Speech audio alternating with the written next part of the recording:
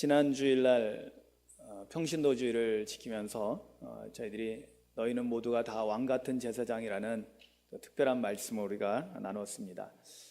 사실은 오늘 말씀은 지지난주 말씀에 계속되는 말씀입니다. 지지난주에 우리가 오늘 29절부터 읽었는데요, 25절과 28절 사이의 말씀을 보면서 이 율법교사가 와서 예수님에게 질문했던 내용, 내가 무엇을 하여야 영생을 얻을 수 있습니까? 라는 그 질문에 대한 예수님의 답변이 하나님을 사랑하는 것, 그리고 이웃을 사랑하는 것, 이것을 행하는 것이라고 했는데요, 그런데 거기에 이제 하나의 수식어가 붙죠. 뭐예요? 온전히 사랑하는 거죠. 그런데 이제 이 온전히 사랑하는 것은 인간의 힘으로는 불가능하기 때문에 어떻게 해야 된다고 그랬어요? 하나님의 은혜로 우리가 하나님의 사랑을 충만히 받으면은 그 사랑으로 우리가 하나님도 사랑하고 이웃도 사랑할 수 있다라고 말씀을 배웠습니다. 그래서 하나님을 사랑하는 것은 믿음과 별개가 아니라는 것.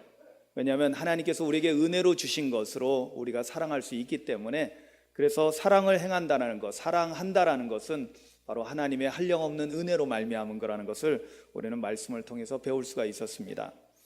오늘 말씀은 이 말씀의 계속 연장선상에 있습니다. 율법교사가 자신은 그래도 말씀대로 잘 살고 있다라고, 자신은 말씀을 잘 알고 있고 또 자기는 옳다라는 것을 나타내기 위해서 한 가지 질문을 더 합니다. 그러면 내 이웃이 누구입니까? 라는 것이 오늘 말씀의 화두이기도 합니다. 율법교사가 내 이웃이 누구냐고 이웃에 대한 질문을 하게 됩니다. 이웃이라는 단어를 구약에서와 신약에서의 단어를 이렇게 좀 살펴보면요, 우리가 이제 이웃이라는 것은 일반적으로는 이웃 하면은 우리 가까이 사는 집이나 사람을 말합니다. 가까이 살고 있는 사람이나 집. 그래서 우리가 이웃 사촌이라는 표현도 쓰고 있죠. 한 가지 중요한 단어는 가깝다라는 것이죠. 그죠? 이웃은 멀리 있는 것이 아니라 가까이 있는 자들입니다. 그런데 구약에서 이웃을 표현하고 있는 단어가 레아라는 단어를 쓰고 있는데, 이 레아라는 단어는요 굉장히 중요한 단어입니다. 왜냐하면은 십계명에도 이웃에 대한 말씀들이 나오거든요. 내 이웃에 대해서 거짓 증거 하지 말라. 내 이웃에 대하여 내 이웃의 집을 탐내지 말라. 내 이웃의 아내나 그의 남종이나 그의 여종이나 그의 소나 그의 낙이나 무릇 내 이웃의 소유를 탐내지 말라. 아멘. 십계명의 9번째, 10번째 그 두 가지가 다 내 이웃에 대해서 계명의 말씀을 주고 있는 것입니다. 그러니까 이웃이 누군가는 우리가 좀 제대로 알아야 되겠죠. 왜냐하면 하나님의 가장 율법 가운데 가장 중요했던 십계명의 두 가지가 이웃에 대해서 직접적으로 말씀하고 있기 때문에 그렇습니다. 그때 레아라는 단어를 쓰고 있는데, 이 레아라는 단어는 좀 더 폭넓은 개념입니다. 1차적으로는 유대인들은 일단은 자기네들의 민족 가운데 이웃을 생각했지만, 그러나 사실 이 히브리어에서 말하고 있는 레아는 혈연이나 국적에 관계없이 이방인들조차도 우리 이웃에 포함시키고 있습니다. 그렇다면 이 이웃은 어떤 것을 의미하냐면, 내가 관계를 맺고 있는 나하고 다른 사람, 타인과의 모든 관계가 이웃의 관계가 된다라는 것이 레아라는 단어 속에 포함하고 있는 것입니다.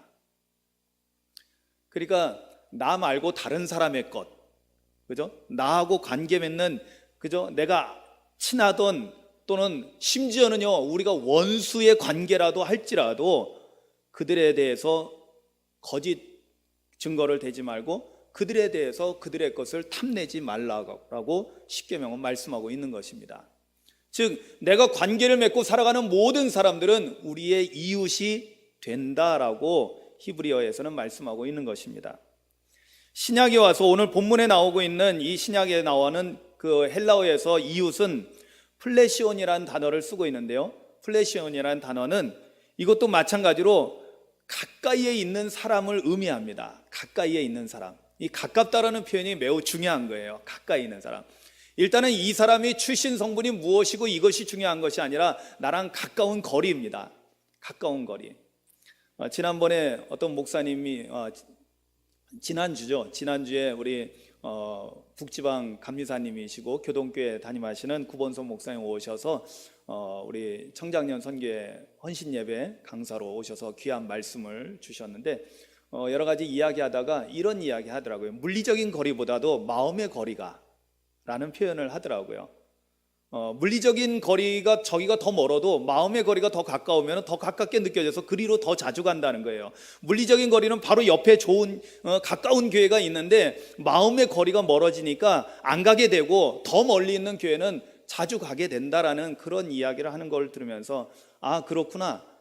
우리에게 정말로 마음의 거리가 굉장히 중요하구나라는 것을 우리가 대화 속에서 이제 생각할 수 있었습니다. 그렇습니다. 여기서 이 플래시온이라는 단어는 이러한 가까운 거리를 말하고 있습니다. 내가 이 사람과의 거리가 가까울수록 좋은 이웃이 된다라는 것입니다. 아멘. 그리고 이 플래시온이라는 단어는 전치사로도 쓰여지는데요, 전치사로 쓰여질 때는 무엇무엇에 가까이에라는 뜻을 가지고 있습니다. 무엇무엇과 가까워진다라는, 다 이제 가깝다라는 이 표현을 담고 있다라는 것이죠. 이러한 그 헬라어를 가지고 또 예수님께서 말씀하시는 이웃에 대한 가르침을 가지고 칼바르트라는 유명한 신학자는 이렇게 이웃에 대해서 정의를 내렸습니다. 나의 이웃은 나를 향하여 자비를 베푸는 사람으로서 행동하는 나의 동포이다라고 이제 이웃에 대한 정의를 내리고 있습니다. 오늘 이 구절은 오늘 말씀하고 예수님께서 우리에게 이웃에 대한 가르침을 주시는 이 선한 사마리아인의 비유라고 우리가 흔히 이야기하고 있는 이 비유를 통해서 우리가 배우게 되고 알게 될 것입니다. 저는 선한 사마리아인의 비유라고 표현하기보다는 강도 만난 사람에 대한 비유라고 말하고 싶습니다. 오늘 예수님께서는 비유를 통해서 이웃에 대한 문제를 우리에게 잘 가르쳐주고 있습니다. 성경 속에서는 그 율법 교사가 자기가 잘 알고 지식적으로 잘 알고 있다라는 것을 뻐기 위해서 그런 것들을 질문했고, 예수님은 비유를 통해서 그것을 가르쳐 주시는데 사뭇 거기에는 질적인 차이가 드러나고 있는 것을 발견하게 됩니다. 예수님께서 이 이웃에 대한 설명을 해주시기 위해서 그 유명한 우리가 선한 사마리아인의 비유라고도 하고, 저는 표현하기를 강도 만난 사람의 비유라고 표현하는데요, 어쨌든 누구에게 초점을 두느냐에 중요한 것이 아니라 그것을 통해서 주님께서 우리에게 가르쳐 주시기를 원하시는 것, 그리고 우리가 주님께 이것을 배워서 반드시 그렇게 해야 된다라고 주님께서 생각하시고 우리에게 권면하고 있는 그런 내용이 있거든요. 그것을 제대로 알고 행할 수 있게 되기를 주님의 이름으로 축원합니다. 오늘 예수님의 비유의 내용은 사실 길지 않기 때문에 금방 알 수 있습니다. 비유는 30절부터 그리고 이 35절 사이에 나타납니다. 30절에 보면은 등장하는 사람이 두 사람이 등장하죠. 아니, 두 사람이라고 하기는 뭐하고, 하나는 집단으로 나오니까 강도들로 이렇게 집단으로 나오니까 두 종류의 사람이 나옵니다. 첫 번째는 당연히 오늘의 어떻게 보면 중요한 인물 중에 하나인 강도를 만난 사람이죠. 그죠? 어떤 사람입니다. 어떤 사람이 예루살렘에서 여리고로 내려가다가 강도를 만났습니다. 자, 그 어떤 사람은 누군지는 모르지만은 예루살렘에서 여리고로 가고 있는 중에 있는 사람이었습니다. 직접 이스라엘을 가보시면 아시겠지만은 예루살렘에서 여리고로 가는 과정의 그 사이에는요, 뭐가 있냐면은 광야가 있습니다. 광야가 있는데 어느 전망대 같은데 이렇게 올라서서 이렇게 구경을 이렇게 쭉 해봤는데요, 마치 꼬불꼬불 우리 강화읍으로 나가려면 옛날에 고비고개를 지금도 자주 넘어 다니잖아요. 옛날에 차가 없을 때, 지금은 차가 있으니까 뭐 좌우로도 쌩쌩 달려서 빨리 지나갈 수 있지만은 옛날에 걸어 다닐 때는 섬에 있는 사람들도 전부 다 나와가지고 강화읍으로 가려면 전부 다 고비고개를 넘어갔다고 합니다. 그런데 그 전설을 아시죠? 고비고개에 누가 있었어요? 산적들이 있었다는 거예요. 귀신이 아니고 산적. 귀신은 별로 안 무섭습니다. 귀신은 나를 어떻게 할 수가 없어요. 믿음을 가진 사람한테는 귀신은 걱정되지 않습니다.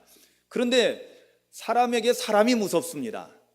그죠? 나쁜 의도를 가지고 접근해서 우리를 때리고 우리의 모든 것을 빼앗아가고 심지어는 생명을 빼앗아가기도 하는 그런 도적대들이 있었다라고 전설에서. 그런데 직접 그것을 이제 옛날에 걸어 다녔던 분에 의해서 저도 이제 들은 바가 있습니다. 그런데 딱 보면은 예루살렘에서 여리고까지 오는 그 길은 충분히 옛날 같으면 도적대들이 있을 만한 곳입니다.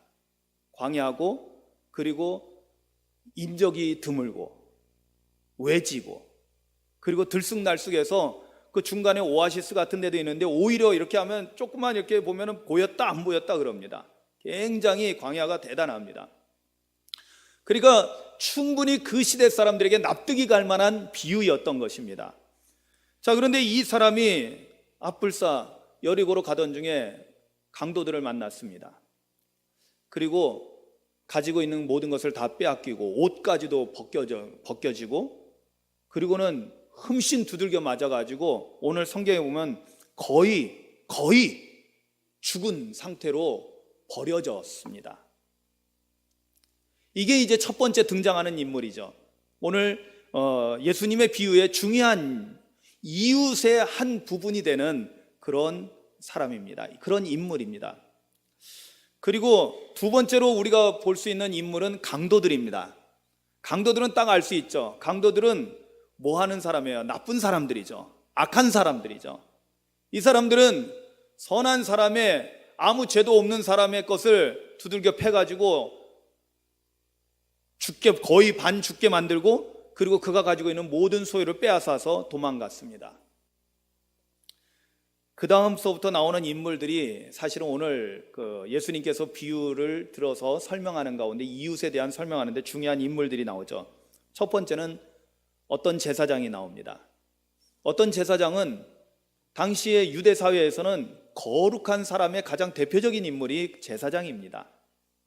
하나님을 가장 앞장서서 섬기는, 하나님께 제사 드리는 가장 중요한 인물이 제사장인데, 그 제사장이 강도 만나서 거의 죽어가고 있는 그 사람을 발견했습니다. 그런데 발견하고 나서는 그를 피해서 돌아서 불이 나게 자기 갈 길을 가버리고 말았습니다. 그 다음에 두 번째로 예수님께서 그 자리를 지나갔던 또 한 사람을 소개하는데, 그 사람은 어떤 레위인이었습니다. 레위 지파 사람들은 우리가 잘 알다시피 그 사람들도 다 성전에서 봉사하는 일을 하고 있는 특별한, 하나님의 성전을 섬기는 특별한 사람들이었습니다. 이 사람들도 거룩한 사람들이었죠. 그런데 이들은 제사장하고 똑같이 그 죽어가는 사람을 보고도 피해서 도망치듯이 그 자리를 떠나고 말았습니다. 예수님께서 그 자리를 지나치고 있던 강도 만난 사람을 발견한 세 번째 사람을 소개하는데, 그 사람이 바로 우리가 잘 알고 있는 어떤 사마리아 사람입니다. 여러분, 어떤 사마리아 사람이라는 이 표현에 굉장히 주목하셔야 돼요. 왜냐하면 제사장, 레위인, 여러분 강도는 말할 것도 없어요. 강도는 아주 나쁜 놈이에요. 악한 사람입니다. 자, 이웃이 될 수 없는 사람이죠. 자, 그런데 제사장은 이웃이 될 수 있는 충분한 자격이 있는 사람이에요. 아니, 유대 사회에서 첫 번째로 이웃이라고 하면은 당연히 제사장을 들어야 되는. 여러분, 오늘날 어려움을 겪고 마음의 상처를 입고 그러면 기도해주고 위로해주고 해야 될 사람이 누구겠어요? 교회에서 목사님이 제일 먼저, 그죠? 거룩한 하나님의 사람으로서 그 일을 마땅히 해야 될 우리가 기대치가 있잖아요. 마찬가지로 이때 당시에는 제사장이 그 기대치의 넘버원입니다. 그런데 그 사람은 그냥 지나쳤고요. 레위인은 그 다음 사람입니다. 오늘날로 따지자면은 우리 장로님, 권사님, 집사님 같은 분들을 말합니다. 그런데 그 사람들도 이렇게 죽어가고 있는 사람을 그냥 보고 도망치듯이 그 자리를 떠나갑니다. 반면 사마리아 사람이 등장합니다. 여러분, 여기에는 예수님께서 다분히 의도가 있는 것입니다. 왜냐하면 이 질문을 하고 있는 사람이 누굽니까? 율법 교사입니다. 율법에 능통한 사람이에요. 하나님 말씀 잘 알고 있다라고 자부하고 있는 사람입니다. 네, 그는 잘 알고 있었습니다. 영생을 얻기 위해서 우리가 해야 할 일이 무엇인가를 그는 다 알고 있었습니다. 율법에 뭐라고 써 있느냐? 네, 마음을 다하고 목숨을 다하고 뜻을 다하고 힘을 다해서 주 여호와 너의 하나님을 사랑하는 것입니다. 그리고 두 번째도 이와 같은데 내 이웃을 내 자신같이 사랑하는 것입니다. 주님께서 옳다, 맞다. 근데 그 다음이 뭐가 중요해요? 가서 그와 같이 행하라는 것입니다. 아는 것에서 거기서 머물러 있지 말고 안다면 그것을 아는 것을 그대로 실천하라는 것이었습니다. 그런데 우리가 알다시피 율법 교사들, 바리새인들, 서기관들, 성경에 능통한 사람들이 성경은 잘 알고 있지만은 뭐가 문제냐면은 사랑을 실천하지 않는다는 게 문제였습니다. 그러니까 다분히 의도성이 들어있는 거죠. 왜냐? 사마리아 사람들은 유대인들의 입장에서 볼 때 사마리아 사람들은 어때요? 우리가 사마리아 사람들에 대해서 유대인들이 가지고 있는 그 관념을 보면은요, 아주 개만도 못하게 봅니다. 왜냐? 이들은 그들에게 아주 원수 같은 존재거든요. 이건 오랜 역사적인 그러한 그 원인이 있습니다. 이스라엘이 멸망하고 유다가 멸망하고 바벨론 포로기에 들어갔을 때 하나님의 이제 계획대로 70년이 지나서 하나님께서 바사한 고레스를 통해서 이스라엘 백성들이 예루살렘으로 귀환하게 됩니다. 귀환해서 그곳에서 다시 예루살렘 성전을 재건하고 예루살렘 성을 재건하려고 할 때 가장 못살게 굴고 가장 그것을 못하게 만들었던 사람들이 누구였냐면 바로 사마리아 사람들이었습니다. 이미 사마리아는 아수르에 의해서 멸망당하고 난 다음에 완전히 혼합 정책에 의해서 그곳에는 순수한 혈통이 사라져버린 온갖 이방 민족들과 온갖 이방 우상들이 섞여져 있는 그런 곳이었습니다. 그런데 그들도 하나님을 섬기는 사람들이 있었는데 그렇게 유대인들이 돌아와서 성전을 재건하는데 아주 방해를 했던 것입니다. 아주 그래서 철천지 원수가 된 것이 아주 그냥 끝없이 증오하고 미워했던 사람들이 누구냐면은 사마리아 사람이었습니다. 여러분, 유대인이 사마리아인을 미워하니까 어떻게 할까요? 사마리아인도 당연히 유대인들을 좋게 볼 리가 없습니다. 아니, 자신들을 개만도 못하게 보는데 누가 그 사람을 좋게 보겠습니까? 그런데 놀랍게도요, 어떤 사마리아인은 이 사람이 유대인이 거의 분명한데 그것에 관여하지 않고 이 사람을 보고, 오늘 성경 말씀에 보면 굉장히 중요한 표현이 나옵니다. 그것은 뭐냐면 32절부터 여러분 다시 한번 말씀을 보시겠습니다. 33절입니다. 33절. 어떤 사마리아 사람은 여행하는 중 거기 이르러 그를 보고, 자, 여기 보는 데까지는 제사장이나 레위인이나 사마리아 사람이나 다 똑같습니다. 똑같이 발견했습니다. 그런데 두 사람은, 제사장과 레위인은 피해서 도망갔습니다. 무슨 마음이었는지 모르겠지만은 한 가지는 분명합니다. 그런 사람을 보고도 그냥 지나쳐버린다는 것은 그 사람들은 무정한 사람들이라는 것입니다. 그런데 오늘 사마리아 사람은 무정한 사람이 아니었죠. 어떤 마음이 들었습니까? 그것을 보고 불쌍히 여기는 마음이 들었다는 것입니다. 자, 불쌍히 여기었다라는 것은, 불쌍히 여긴다는 것은 우리 마음에서 일어나는 현상이죠. 그죠? 여러분, 어떤 사람이 사고를 당했습니다. 그래서 피투성이가 돼서 쓰러져 있습니다. 그러면 여러분, 우리가 보면서 잘 됐네 하고 지나간다면 이거는 인간이 아닌 거죠. 그죠? 인간성을 가지고 있다고 말할 수가 없는 사람입니다. 그런데 그것을 보고 어떡하지? 내 일은 아니지만, 내 가족은 아니지만은, 누군지도 나도 모르는 사람이지만 큰일 났네, 어떻게 해야지 하고 가서 우리가 도와줄 수 있어야만이, 우리가 그것은 우리의 마음에서부터 솟구쳐 올라오는 거 아닙니까? 제가 한 수년 전에, 한 3, 4년 전인가요?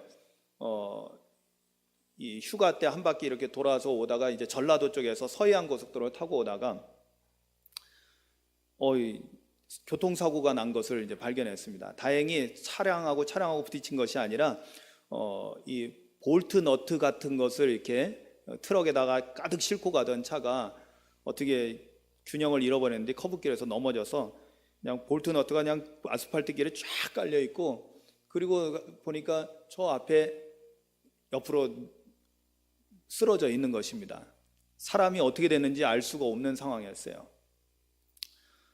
몇 차가 앞에 약간 지나가고 저는 이제 지나가서 조금 앞에 가서 세우고 얼른 뛰어가서 한쪽으로는 이제 차들이 이제 슬슬 지나가지만 그 엎어져 있는 차 있는 데 가서 문을 열어드리고, 이렇게 엎어 있는 문을 열어드리고 보니까 사람이 있었습니다. 운전기사가. 그래서 나와서 한쪽으로 이렇게 나와서 앉혀드리고, 그리고 전화를 하고, 그러는 가운데 이제 사람들이 지나다니는데 이제 어려우니까 이제 차들을 한 대씩 다들 세우기 시작하더니, 다들 자기 일인장 해가지고 나와가지고 큰 트럭 같은 데는 거기는 뭐 삽도 나오고 빗자루도 나오고, 그래서 이 볼트 너트를 전부 다 쓸어서 한쪽으로 이렇게 모으기 시작했습니다. 그래서 교통이 오기 전에, 교통순경이 오기도 전에 어느 정도 일단락 정리되고 나중에 이제 교통이 와서 정리를 할 수 있었습니다. 여러분, 그런 장면에서 아유 나는 그냥 바쁘니까 하고, 물론 그냥 나도 모르게 그냥 쑥 지나갈 수도 있습니다. 그러나 이게 사람이 다칠 수도 있고 죽을 수도 있고 어떤 상황에 있는지도 모른다면은, 우리가 누구든지 그것을 발견한 사람은 어떡하지? 저 안에 사람이 있으면 어떡하지? 다쳤으면 어떡하지? 하는 마음을 가지고 달려가서 그 사람을 돌아보는 것이 인간으로서 기본적인 도리인 줄로 압니다. 아멘. 하물며 지금 무엇에 대해서 이야기하고 있냐면, 지금 주제는 예수님께서는 이웃을 사랑하는 문제. 그런데 이웃을 어느 정도로 사랑하라고 했어요? 내 자신같이 사랑하라고 했어요. 온전히 사랑하라고 했어요. 하나님을 사랑하듯이 이웃도 사랑해야 된다고 했습니다. 내 자신처럼 사랑한다는 거 쉽지 않지만은, 그래도 기본적으로 어려움을 겪고 있는 사람들에게 우리가 불쌍히 여기는 마음은 일어나야 될 것 아닙니까? 이게 인간이거든요. 여러분, 감정이 살아있는 인간이라면 이건 마땅히 일어나야 되는 것입니다. 요즘 요한계시록 말씀을 보면서 두 증인에 대해서 이렇게 말씀을 나누는 가운데, 하나님께서요 두 증인이 그 짐승의, 무저갱에서 올라온 짐승에 의해서 죽임을 당하게 되거든요. 근데 사람들이요 어느 누구도 그 두 증인을 장사 지내지 않습니다. 길거리에 그냥 방치해 놓습니다. 그리고 자기들끼리 잔치합니다. 이게 뭘 의미할까요? 사람들이 그만큼 인간성이 상실되고 무정해졌다라는 것입니다. 그러자 하나님께서는 3일반이 지나고 나서 이 두 증인을 사람들이 보는 눈앞에서 다시 살리시고, 그리고 구름을 태워서 하늘로 들려 올라가십니다. 할렐루야. 예수님의 부활에 동참한 자가들이 되는 거죠. 왜냐하면 그들은 복음을 전하다가 죽임을 당했거든요. 적그리스도에게 죽임을 당했거든요. 그런데 그 두 증인이 부활해서 승천하고 난 다음에 어떤 일이 동시에 일어나게 되냐면, 하나님께서 지진을 일으켜서 그 성에 있던 사람들 7,000명을 일시에 몰살시키십니다. 그런데 누가 죽는 줄 아세요? 바로 무정한 사람들이 하나님의 진노 가운데 떨어지는 것입니다. 왜? 무정한 사람은 이미 하나님께서 우리에게 주신 가장 기본적인 인간성조차도 간직하지 못하고 있기 때문인 것입니다. 그런데 오늘 하나님의 거룩한 제사장이라고 하는 제사장, 하나님의 성전에서 일을 하는 레위인들, 거룩하다라고 당대에 거룩하다라고 뽀기고 어깨에 힘을 주고 목에 힘을 주고 다니던 이 사람들은 무정한 사람들이었던 것입니다. 반면에 원수처럼 여겼던, 개만도 못하게 여겼던 사마리아 사람은 불쌍히 여기는 마음을 가지고 그 강도 만난 사람을 가까이 가서, 여러분 34절을 보십시오. 뭐라고 되어 있습니까? 불쌍히 여기는 마음을 가졌습니다. 거기서 멈추지 않았습니다. 34절에 보니까 가까이 갔습니다. 여러분, 이 가깝다라는 이 표현이 바로 이웃이라는 표현에 상응하는 표현인 것입니다. 여러분, 이웃은 가까이 가야지 이웃입니다. 아멘. 여러분, 교회에 와도요 항상 멀리 떨어져 있는 사람은 이웃이 되지 못합니다. 여러분, 마음의 문을 열고 한 걸음 한 걸음 더 가까이 오시기를 주님의 이름으로 축원합니다. 아멘. 자, 이 선한 사마리아인이 가까이 갔습니다. 그리고 거기서 어떻게 합니까? 기름과 포도주로 그 상처에 붓고 싸매고, 상처에 붓다라는 것은 뭘 의미할까요? 상처를 닦아줬다라는 겁니다. 그리고 싸매줬다라는 것입니다. 그리고 거기서 끝나지 않고 자기 짐승에 태워서 주막으로 데려가서 돌보아 주었다는 것입니다. 거기서 끝나지 않고 이튿날 자기가 급한 일이 있어서 가야 되니까 데나리온 둘을 그 여관 주인에게 맡겨주면서 이 사람을 좀 돌봐달라고 비용을 다 댑니다. 그리고 돌아올 때 내가 돈이 더 들었으면은, 비용이 더 들었으면 내가 다 갚아줄 테니까 이 사람을 잘 돌봐줄 것을 부탁을 하고 떠나갑니다. 자, 마음으로만 불쌍히 여기는 것이 아니라 온몸으로 사랑을 실천하고 있는 것입니다. 강도 만난 사람을 싸매주고 닦아주고 온몸으로 사랑을 실천한 것이 바로 선한 사마리아인이 했던 모습인 것입니다. 자, 이 비유를 말씀하고 나서 예수님께서 물어봅니다. 율법교사에게 물어봅니다. 이 세 사람 중에 누가 강도 만난 자의 이웃이 되겠느냐? 그러자 율법교사는 알기는 잘 알죠? 뭐라고 해요? 자비를 베푼 자니이다. 여러분, 여기서 자비라는 이 표현에는요, 바로 무엇이 포함되어 있냐면은 사랑을 행했다라는 것입니다. 이웃 사랑을 실천했다라는 것입니다. 사랑을 실천했다라는 것입니다.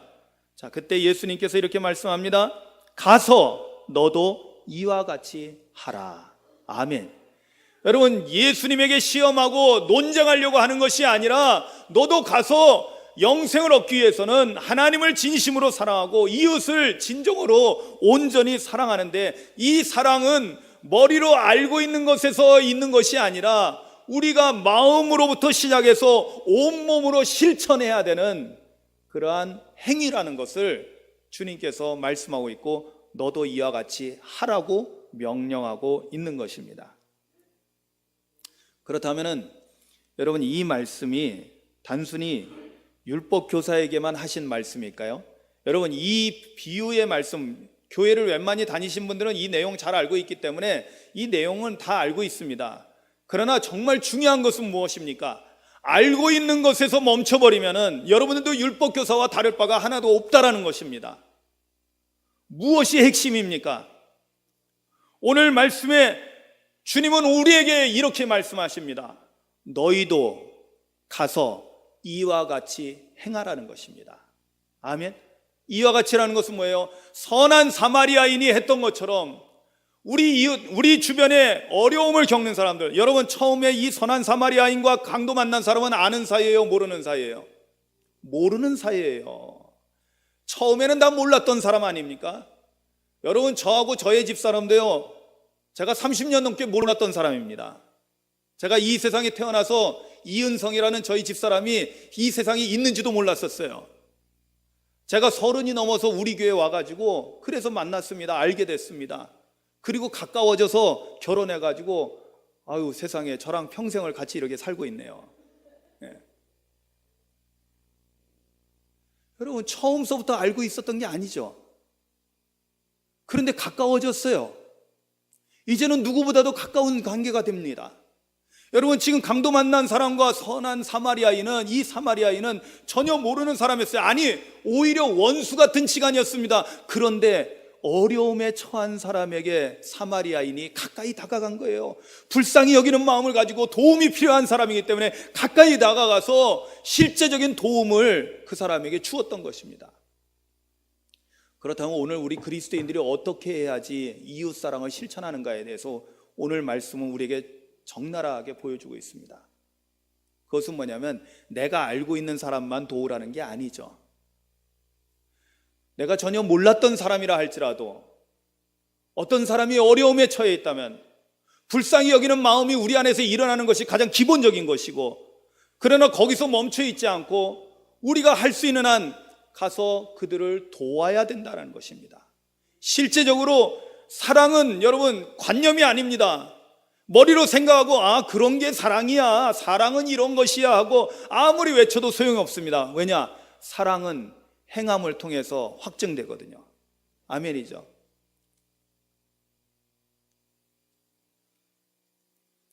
결론이 무엇입니까?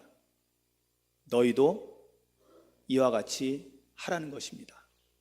다시 바꿔서 말하면 너희도 사마리아 사람처럼 선한 이웃이 되라고 오늘 주님은 우리에게 명령하고 있는 것입니다.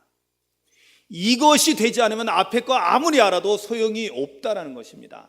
아니, 알고도 행치 않으면 더 나쁜 일이 되는 것입니다. 예수님께서 마태복음에서 말씀하셨죠. 마태복음 7장 21절에 너희가 나더러 주여 주여 암만 해도 소용없다는 거예요. 하나님 아버지의 뜻대로 행하는 자가 천국에 들어갈 수 있다라고 말씀합니다. 이것은 영생을 얻는 것하고 같은 의미죠. 하나님 아버지의 뜻은 무엇입니까? 어려움 겪고 있는 사람들, 불쌍히 여기고 고통받는 사람들, 슬퍼하는 사람들, 아파하는 사람들, 그들을 가서 우리가 실제적인 도움을 주어야 한다는 것입니다. 우리가 대단한 걸 하라는 건 아닙니다. 우리가 그 사람을 완전히 낫게 하고 그러는 건 우리의 힘이 아닙니다. 그러나 우리가 할 수 있는 것 닦아주고 싸매주고 돌보아 줄 수는 있다는 것입니다. 저는 제가 이 말씀 준비하면서 사실은 지지난주부터 이 말씀을 2주간에 준비했습니다. 왜냐하면 지난주에 저희가 평신도 주의를 하면서 그냥 강해를 계속 할 건가 아니면은 특별한 설교를 평신도 주일에 맞는 것을 준비할 건가 하다가 제가 도저히 사마리아 사람에 대한 이 말씀을 전할 자신이 없어서 한 주를 멈췄습니다. 그게 천만다행이었습니다. 하나님의 은혜로 지난주에 어떤 일이 있었냐면 월요일 날에는 우리 임범수 권사님 장례를 치렀습니다. 우리 교회도 행사가 있었기 때문에 여러 가지 다른 일들을 또 하시느라고 우리 남성교회에서는 또 이미 준비된 그러한 수련회를 떠날 수밖에 없었고요. 저하고 저희 집사람이 같이 이제 운구차를 타고 같이 버스를 타고 인천 승하원에 가서 2시간 동안 거기서 이제 기다리는 시간까지 하면 한 3시간 정도를 거기서 있으면서 이제 다 화장을 마치고 그리고 거기 이제 시립 낙골묘에 가서 안치를 하고 그리고 같이 그 차를 타고 돌아왔습니다. 그냥 3시간 동안 그냥 앉아서, 물론 잠깐 밥을 먹는 시간도 있었지만은 3시간 동안 그냥 앉아서 기다리고 있는 것입니다. 사실 이제 거기서는 종교적인 행위를 뭘 할 수가 없기 때문에 그냥 기다리는 것이 거기에서 우리가 할 수 있는 일이었습니다. 제가 생각을 했습니다. 왜 나는 이러고 있을까라는 생각을 했습니다. 시간이 많으니까요. 왜 나는 이러고 있을까? 왜 있었을까요? 제가 할 수 있는 일이 그거밖에 없기 때문에 그렇습니다. 같이 있어주는 것, 슬픔을 겪고 있는 우리 안순례 권사님하고 그 가족들하고 목사로서 내가 할 수 있는 일이 뭔가? 슬픔을 당한 사람들과 가까이에 있는 것이었습니다. 가까이에 있는 것, 함께 있는 것, 그것이 제가 할 수 있는 최선이었습니다. 그리고 그들을 위해서 기도하는 것이었죠. 마지막까지 함께 있어주는 것. 장례를 잘 마치고 돌아와서 헤어져서 돌아와서 집에서 쉬고, 목요일에는 드디어 어디를 가게 됐냐면 세월호 유가족들과 함께 목요 기도회가 있는데 저희 동기들 목사님들과 함께 가서 예배를 드리도록 되어서 안산에 내려가게 됐습니다. 학교에 갔다가 마지막 강의를 하고 나서 그리고 나서 점심을 먹고 안산에 내려갔습니다. 예배를 드리기 전에 그 예배를 주관하고 그 기독교 부스를, 개신교 부스를 담당하고 있는 전도사님이 저희 동기입니다. 희생자의 엄마이기도 하죠. 우리 동기들이니까 그런 얘기를 했던 것 같습니다.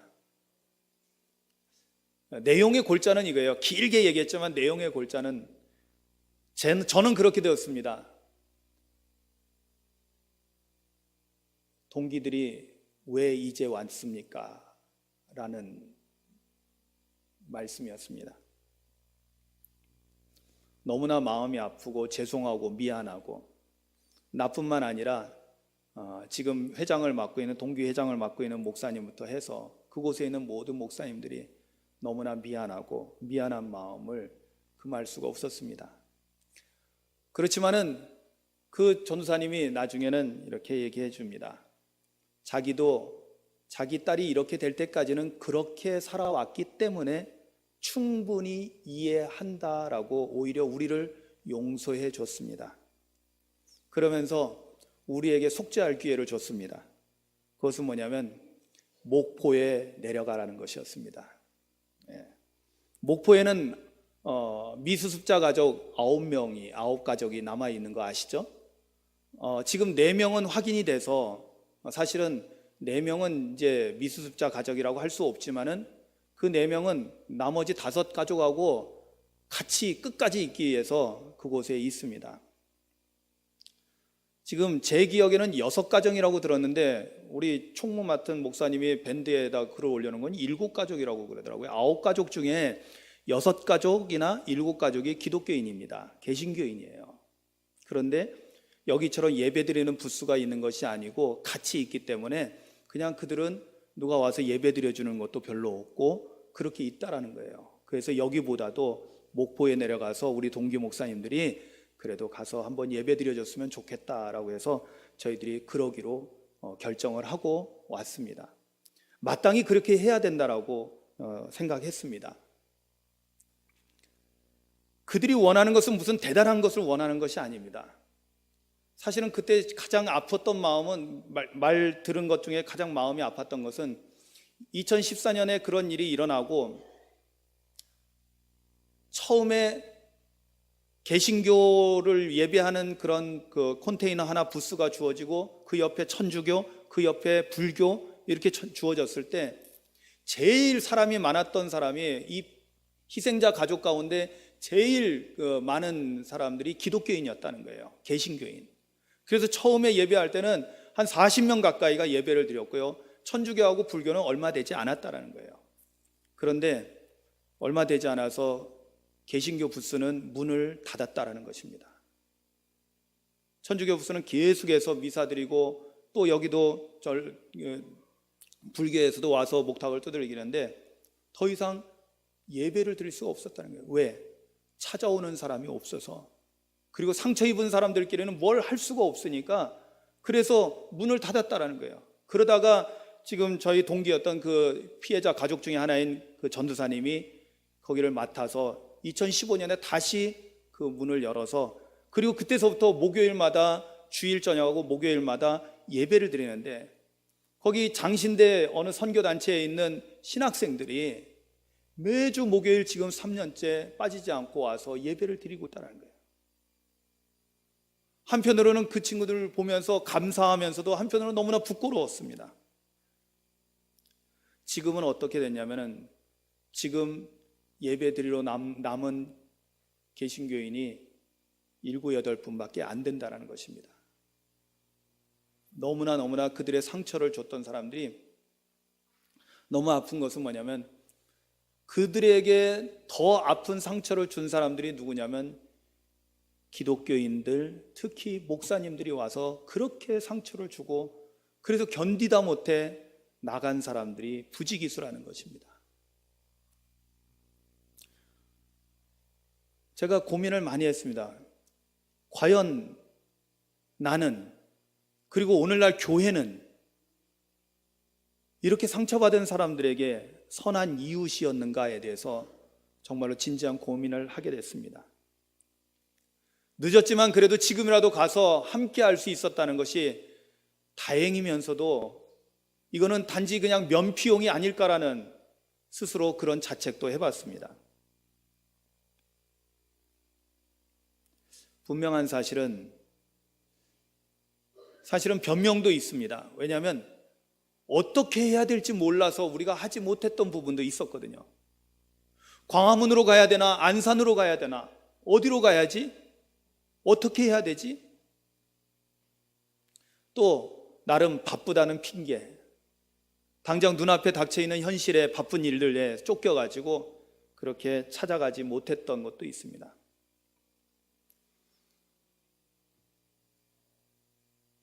한번 우리는 심각하게 고민해야 됩니다.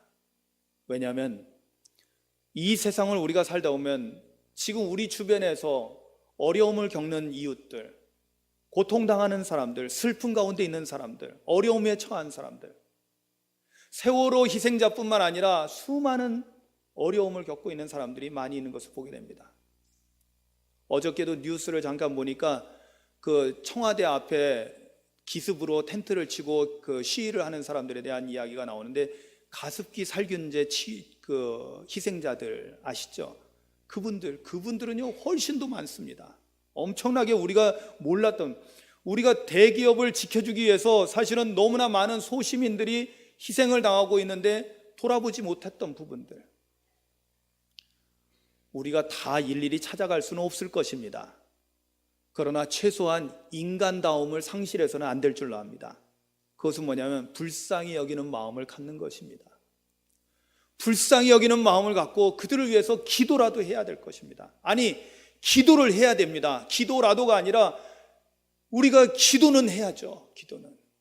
그리고 하나님께서 우리에게 기회를 주어진다면 실제적으로 우리가 그들을 도울 수 있는 행동을 취해야 된다는 것입니다. 왜냐? 오늘 주님께서 말씀하시고 있는 가장 핵심은 뭐냐면, 결론은 뭐냐면, 가서 너도 이와 같이 하라는 것입니다. 아멘.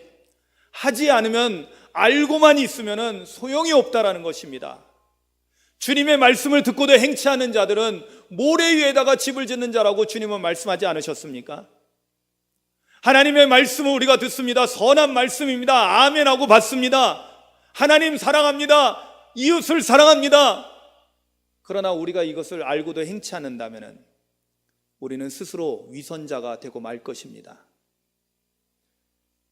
우리가 기회가 있는 대로 어려움을 겪고 있는 사람들을 도울 수 있는 선한 이웃이 되시기를 주님의 이름으로 축원합니다.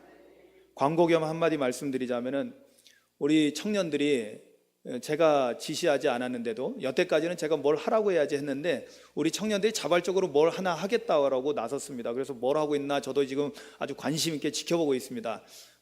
잘하지는 못하고 있습니다. 제가 냉정하게 보니까 잘하지 못해서 많은 시행착오를 겪고 있는데, 드디어 지난주에 시음을 하고 나서 오늘서부터는 예배 마치고 나서 점심 식사 후에 음료를 판다고 합니다. 주스를 판다고 해요.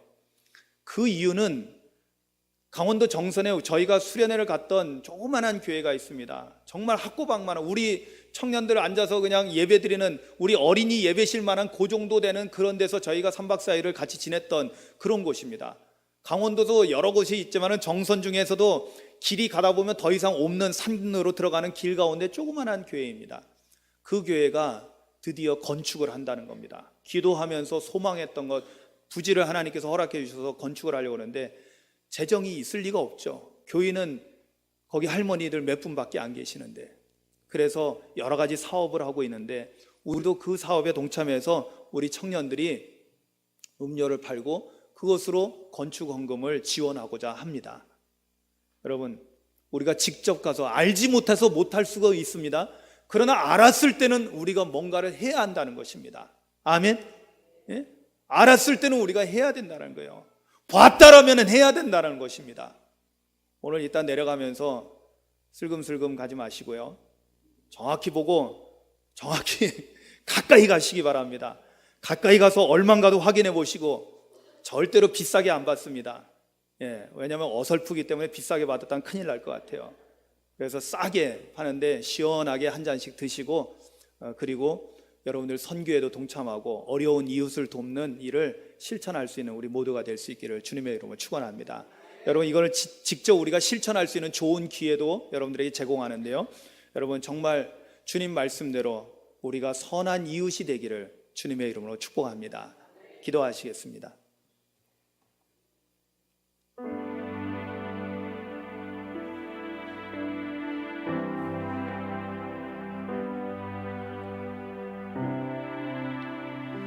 우리 한번 생각해 보시기 바랍니다. 조용히 묵상하면서 우리의 모습이, 물론 여기에는 강도 같은 사람은 없겠죠. 그리고 돈 받고 그냥 부탁을 들어준 여관 주인 같은 사람도 여기는 없을 것입니다. 그런데 우리들 가운데는 제사장과 레위인 같은 사람도 있을 수가 있습니다. 우리는 절대 그래서는 안 될 줄로 압니다. 정말로 사마리아인처럼 불쌍히 여기는 마음으로부터 시작해서 온몸으로 가까이 나아가서 강도 만난 사람을 도울 수 있는 그러한 선한 이웃이 되기를 소망하며, 하나님, 내가 그런 사람이 되겠습니다. 지금까지 그러지 못한 거 용서해 주시고 이제는 우리가 더 직접 이웃을 사랑하는 일에 힘쓰겠습니다. 여러분 마음의 결단을 하시기 바랍니다.